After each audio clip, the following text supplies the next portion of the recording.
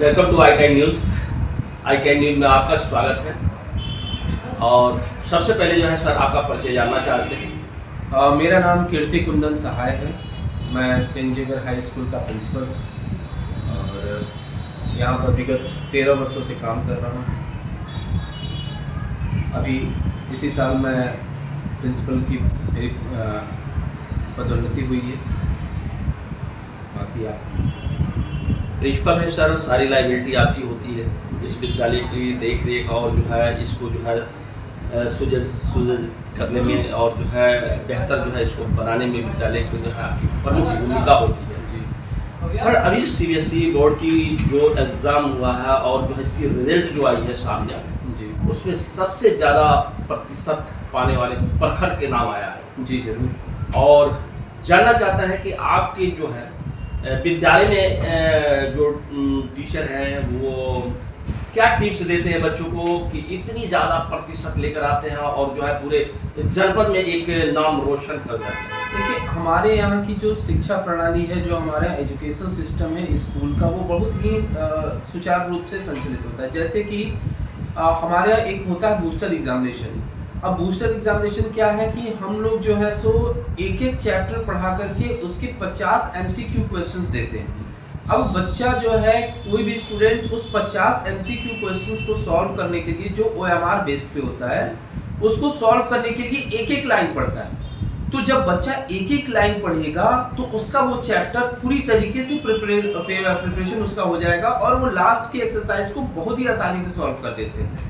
तो कहीं ना कहीं मुझे ये लगता है, और हमारे शिक्षकों का पढ़ाने का तरीका, हमारे बूस्टर एग्जामिनेशन और भी सारी एक्टिविटी है जो कि हम लोग एग्जाम बेस्ड पे ही करते हैं, जिससे कि हमारे बच्चे अच्छा नंबर प्राप्त करते हैं। तो जैसा कि पहले जो हम लोग बुक पढ़ा करते थे और जो है काफ़ी जो है टीचर के द्वारा जो है हमको नकल इमला करके जो दिए जाते थे और जो है हमको जो है एक पार्ट टू पार्ट जो है एक लेसन जो है याद करते थे, वो हमें कॉन्सेप्ट होता था, याद करते थे और रास्ते चलते समय स्कूल में जाते समय जो है उसको हम याद करते कि क्या वो पढ़ाई जो एजुकेशन हो रही है क्या इस तरह की हो रही है कि वो बच्चा जो है वो किताब जो है वो लेसन जो है हर पार्ट को जानता है। देखिए, ये है। अब जैसे क्या होता है कि हमारे यहाँ का एक और तरीका है जो कि आपने अच्छा याद दिलाया।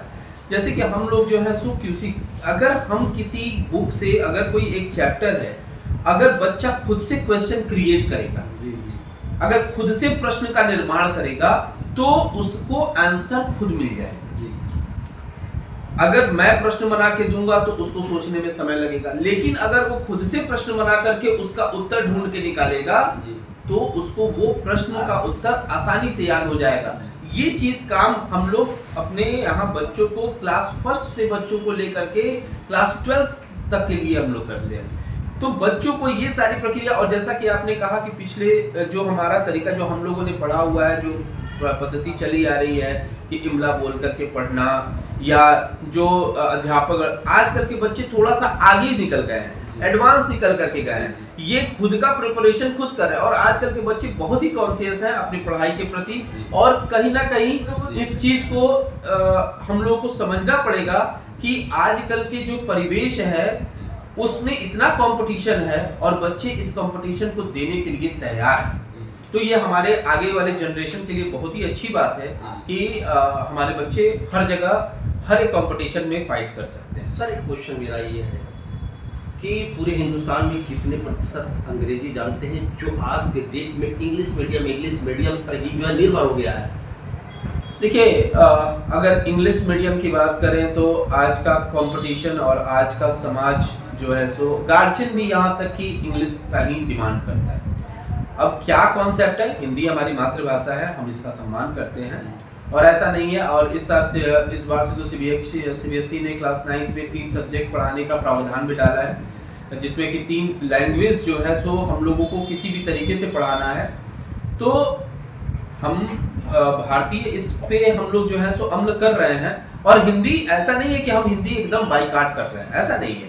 हाँ, लेकिन इंग्लिश को भी प्रमुखता देनी है, क्योंकि आजकल के बच्चे ये जिस चीज को देख रहा है कि मुझे विदेश जाना है, किसी ऐसे बड़े शहर में जाना है, तो इंग्लिश इस समय एक कॉमन भाषा हो गई है जिससे कि इसकी आवश्यकता हर जगह हो गई है। एक लास्ट क्वेश्चन आपसे जानना चाहेंगे सर कि जो आपका विद्यालय जो है काफ़ी जो है पॉपुलर है और यहाँ की पढ़ाई एजुकेशन जो दिए जाते हैं बड़ी अच्छे दिए जाते हैं जी। इसमें बट नहीं है, लेकिन सर जो है ये जानते हैं कि आपके जो बच्चे हैं, जो छात्र छात्रा हैं, कितने फर्राटेदार इंग्लिश बोल लेते हैं और कितने नहीं बोल पाते। देखिए ये जो नए बच्चे होते हैं उनको थोड़ा सा समझने में समय लगता है, लेकिन हमारे यहाँ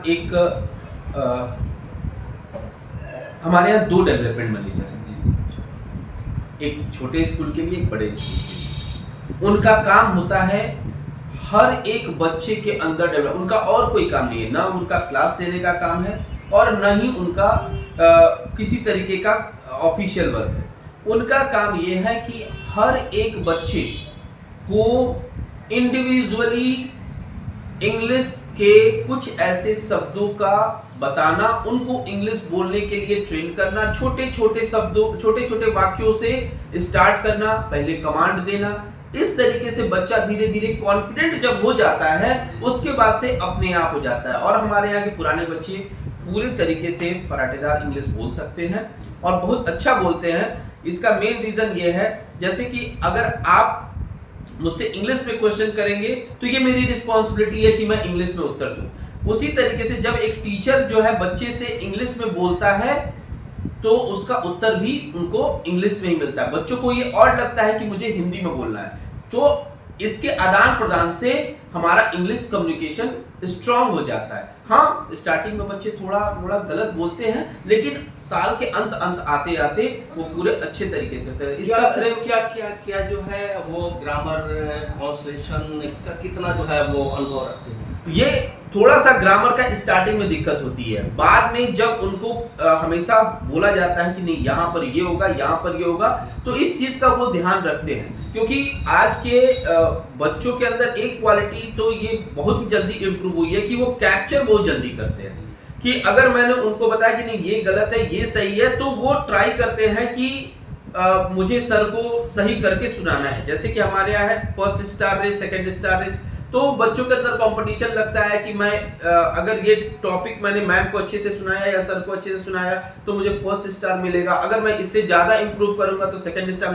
तो ये उनके अंदर एक कंपटीशन रहता है जिसके चलते वो सीखने के लिए बहुत ही ललायत रहते हैं और अच्छा सीखते हैं। पहले की अपेक्षा और वर्तमान में दोनों में क्या एजुकेशन में क्या डिफरेंस है? देखिए, पहले के जो थी एजुकेशन पॉलिसी थी उसमें इतना कंपटीशन नहीं था, इतना बच्चा मुझे यहाँ जो लगता था वो अब हमें लोग जब पढ़ते थे, हाँ पढ़ रहे हैं, इतना कंपटीशन के बारे में थे या कुछ ही कॉम्पिटिशन्स के बारे में थे। आजकल के जो हमारे नए जनरेशन के जो बच्चे हैं उनको बड़ा ख्वाब देख रहे हैं।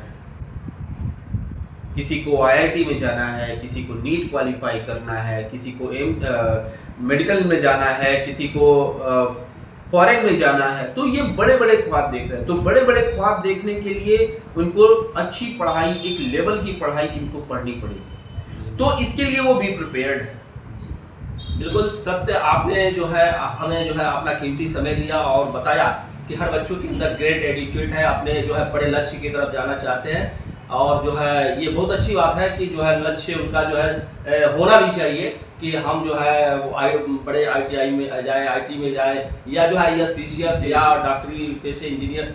ये बहुत अच्छी चीज़ें हैं जो आपके विद्यालय में एजुकेशन में मिलता है। और आपके जो है विद्यालय में जो CBSE बोर्ड में टॉपर आए हैं उन बच्चों के ICAN न्यूज़ की तरफ से आपको बहुत बहुत धन्यवाद, जो आपने एजुकेशन दिया, इसके लिए आपको धन्यवाद। Thank you.